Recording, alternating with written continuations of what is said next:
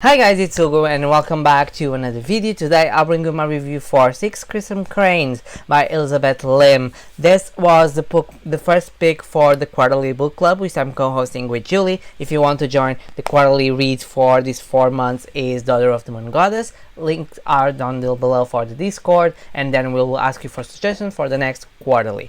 But for the Six Crimson Cranes, I will say I listened this in audiobook, and Six Crimson Cranes is about Shiori, who is the only princess of Kyoto, and she has forbidden magic in her veins, and she accidentally shows up to this while she's in her betrothal party, and she has to she ends up falling in the lake and finding a dragon. The dragon saves her, putting a little bit of his magic of the pearl inside her, and they start making this connection with the dragon to help her study magic. At the same time, we have Reikama, who by the summer festival, Shiori discovers that Reikama is a sorcerer herself. She has magic, and she ends up cursing Shiori and her brothers. Her brothers are turning into cranes, and she's cursed with a ball in her head that blocks her magic, and at the same time she's cursed that with each word that she spoke, one of the brothers will die, and she has ended up casting away from the palace and very away from the village that she lives, and then starts her journey to regain her power, the throne Reikama, which is her stepmother, and free her siblings and find them.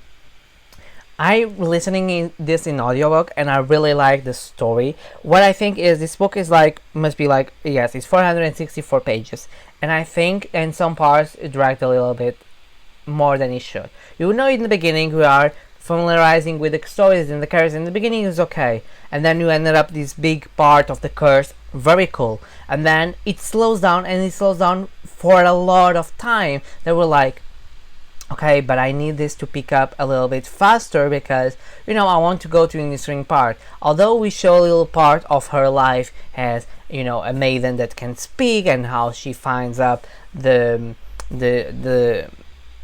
royalties, or not the royalties, but they have their houses or the other families on the palace, and she ended up running away, and how she ends up taking care of this princess, is very spoiled, everything about around that.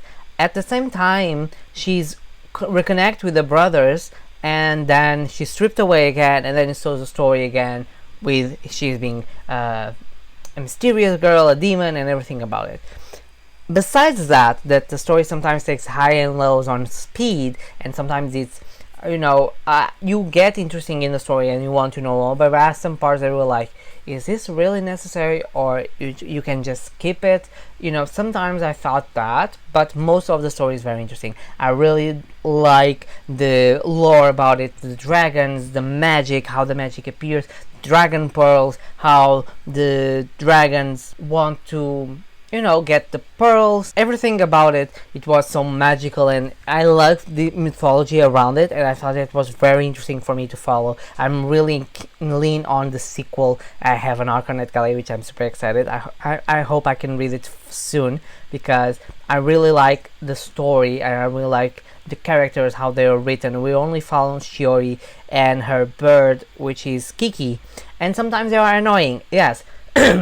But I like Kiki being annoying because she's like a small brat, and sometimes she's very sarcastic and very I don't want you to die because then I will die, so please don't die for me. But I love that dynamic, and I think Shiori is very complex as a character. Sometimes she's annoying, but at the same time she's very deep and complex because of everything that's going to happen to her. She's going to build more personality and more interest about her.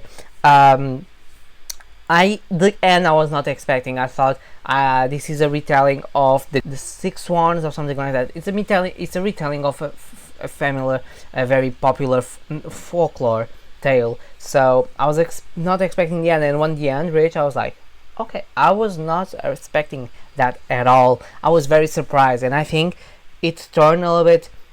It made sense for me. I was like, yeah, it makes sense. But wait, does it? Yeah, it does.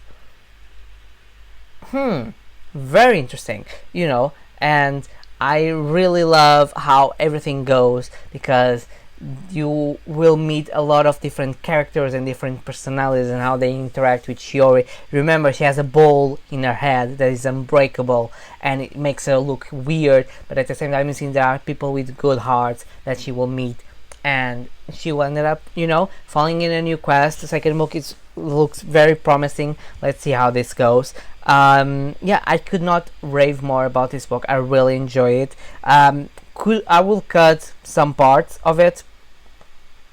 I will cut maybe a little bit on the middle, speed up a little bit of the story, but the conflicts are important, and the conflicts you see are important to create the narrative that you will follow, and how everything is mentioned in the story. I think one of the big problems, and I saw in other reviews, are the brothers, and I totally agree with that, is the brothers are very one-dimensional, and you sometimes, especially in audio, you could not distinguish one of them, not because of the narrator, because of their personalities were almost the same, or if they were not, they were very blending in, and you could not point one distinctive characteristic about them, so they were just there. And I felt like it was more a Shiori story, and she's not our main protagonist, but the brothers could easily have some more traits and more personality to distinguish each other, because we're talking about 6 brothers, and they're all blended in very together. I sometimes I was like, who is this brother? Is the one like this? Is one, and when she says he's the one, I say, okay, now it makes sense. He's saying this, but at the same time, I was so confused. So yeah, that's one of my other picks. Besides the pacing and the brothers, the story is very good. I really enjoy it. I'm curious about another Elizabeth Lim's book. I have the one from Disney that she wrote, and I have the Spin the Dawn. So I'm really excited, and I'm really excited for the second one. Tell me in the comments if you are excited for the next book. If you read this one, what were your thoughts? I want to discuss it with you in the comments. Did you like the story? Did you not like it? Tell me why.